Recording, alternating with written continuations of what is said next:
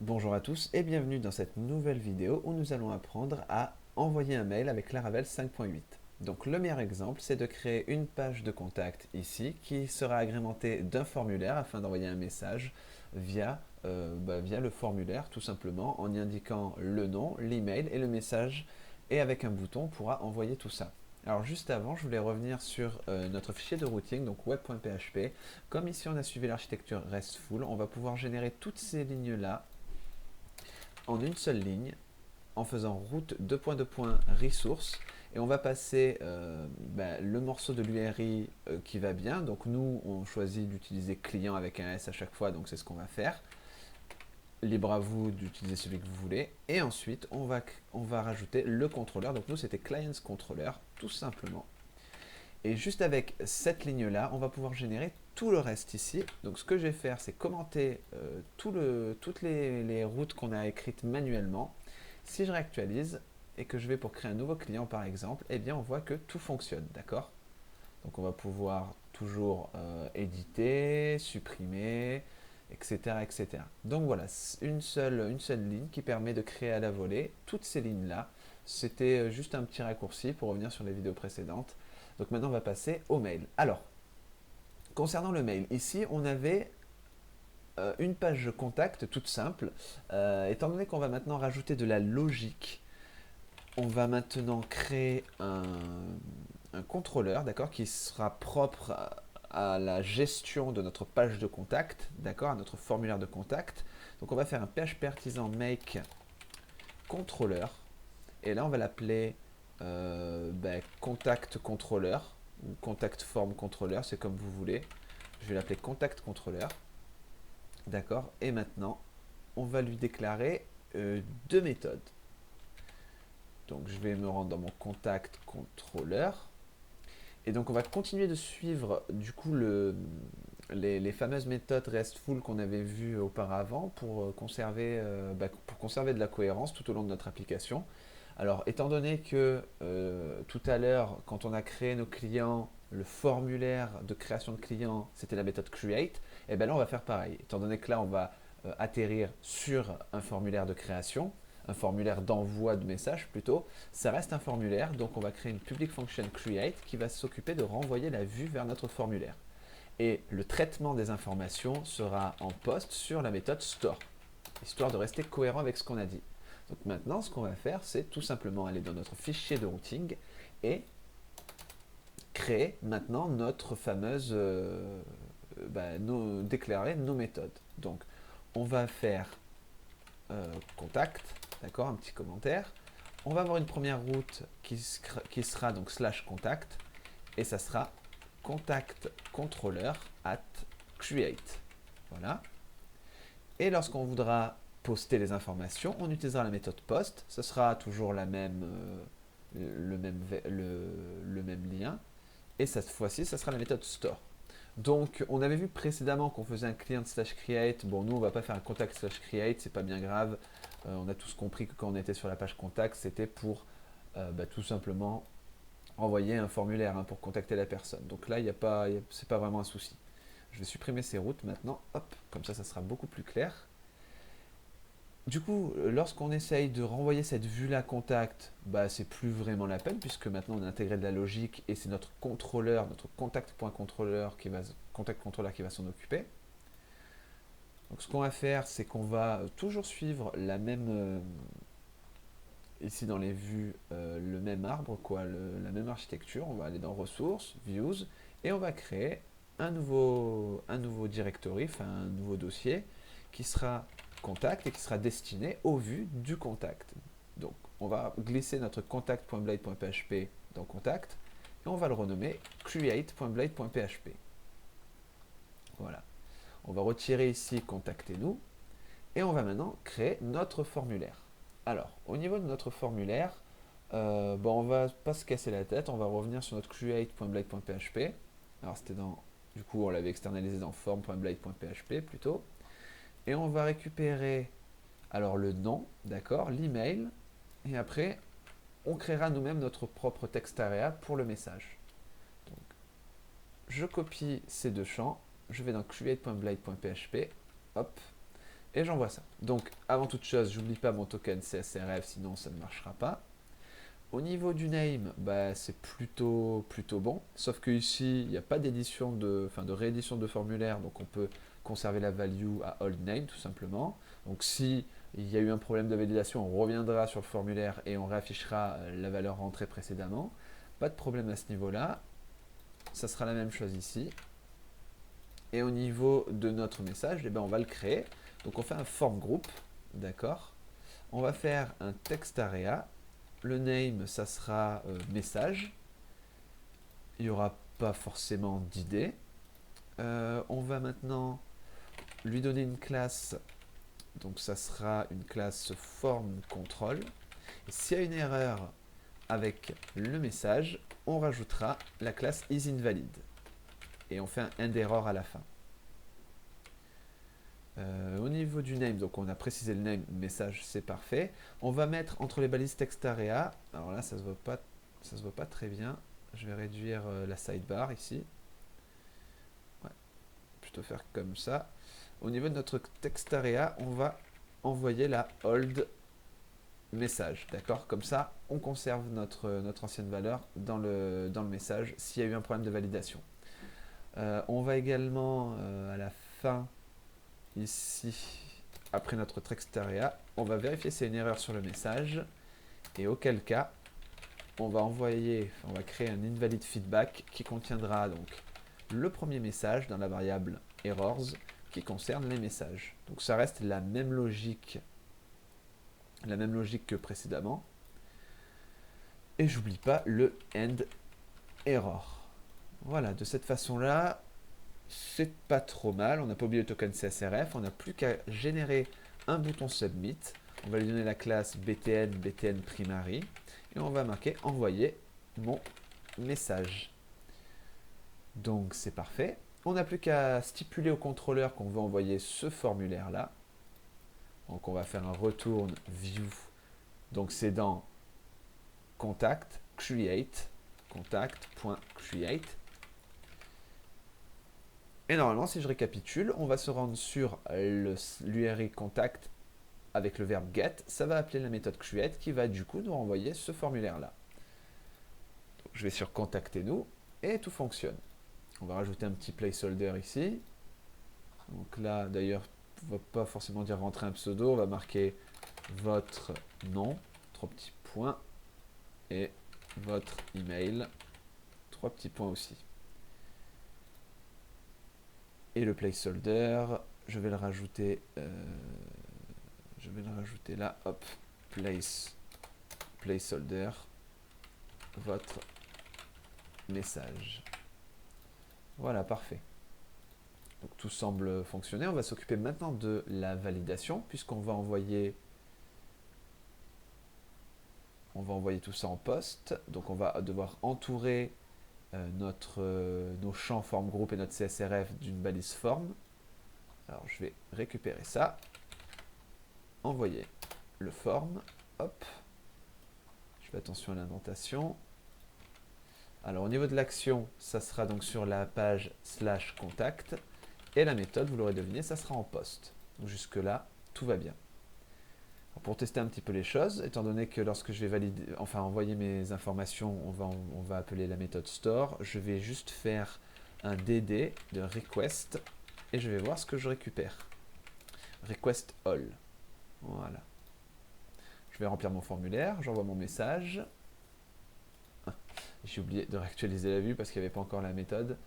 Et je vois que je récupère donc mon token CSRF, c'est pas bien grave, le nom, l'email et le message. Donc c'est parfait. Ce qu'on va avoir envie de faire, c'est maintenant valider les informations. Donc on stockera tout ça dans une variable data. On va appeler notre méthode request et dessus on va faire un validate.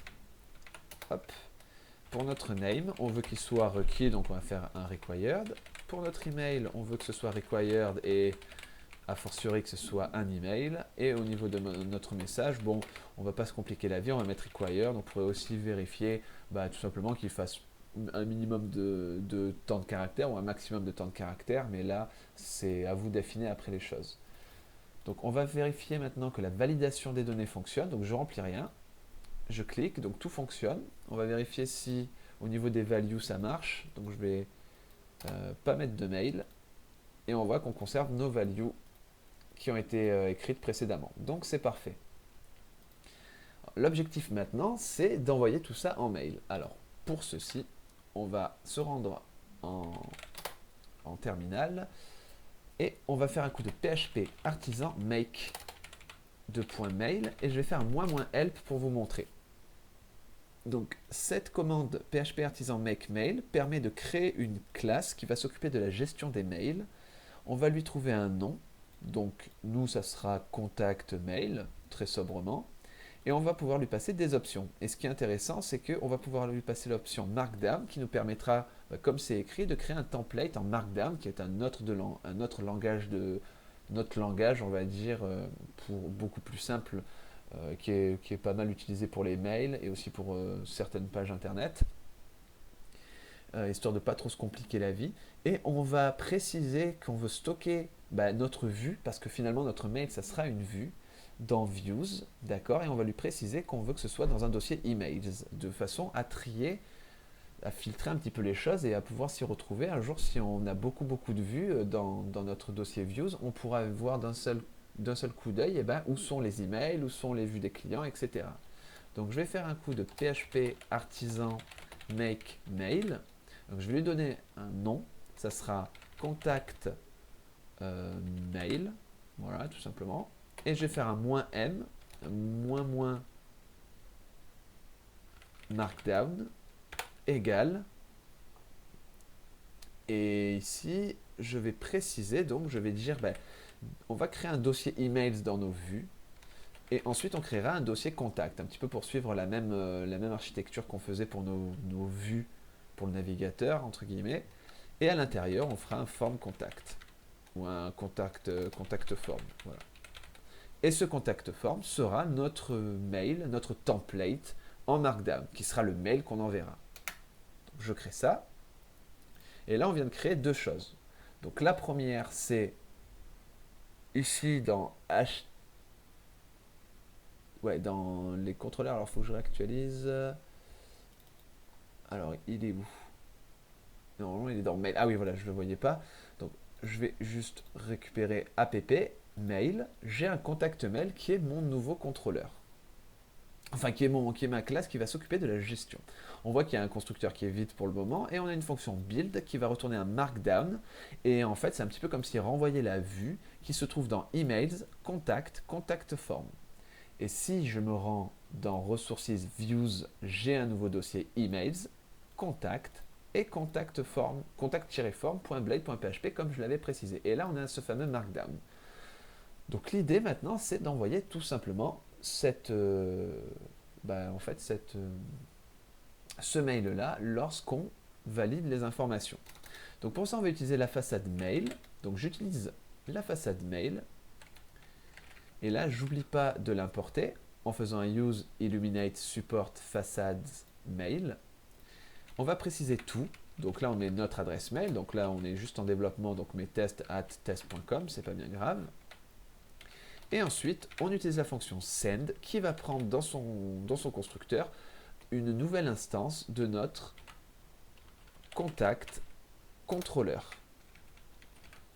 Voilà, c'est tout. Et a priori, alors je sais pas si, non, c'était ok. Voilà. Et a priori, tout devrait fonctionner.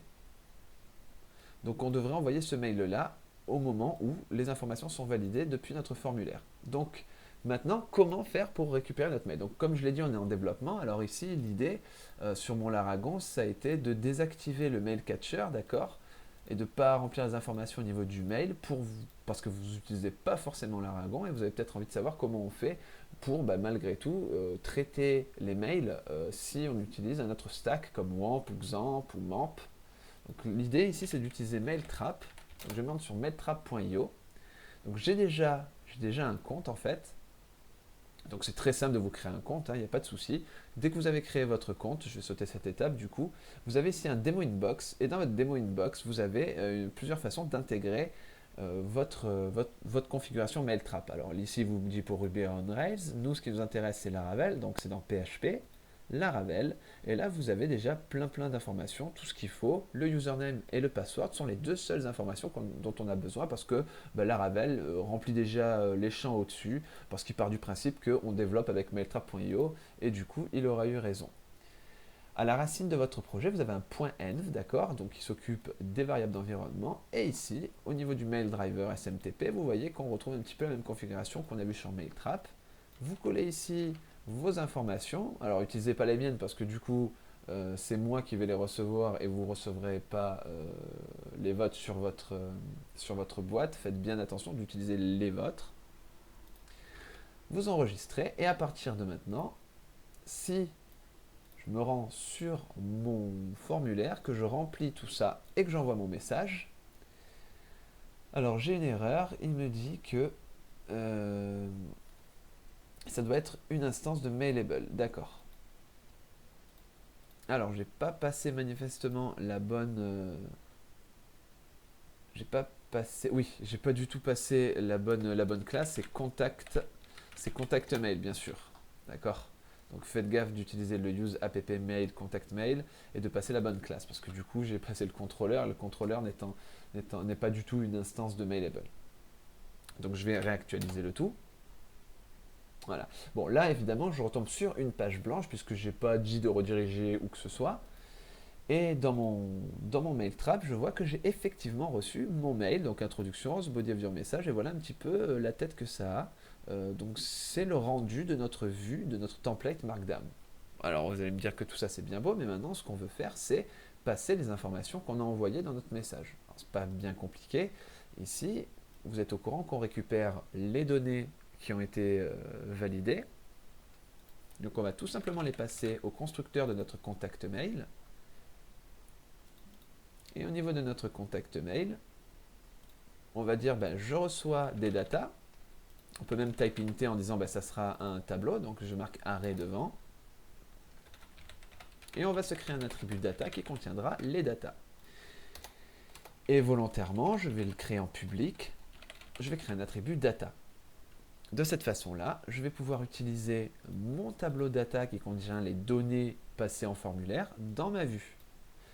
Et ma vue, ça a beau être un markdown, enfin elle a beau utiliser du markdown, ça ne m'empêche pas, donc contact form.blade.php, ça ne m'empêche pas d'utiliser du coup la syntaxe de Blade. Donc ici, on va marquer bonjour, et on va marquer vous avez reçu un mail de la part de, et là vous pouvez interpoler les variables, donc on rappelle qu'on a passé data qui est un array, et on récupère grâce à la clé name.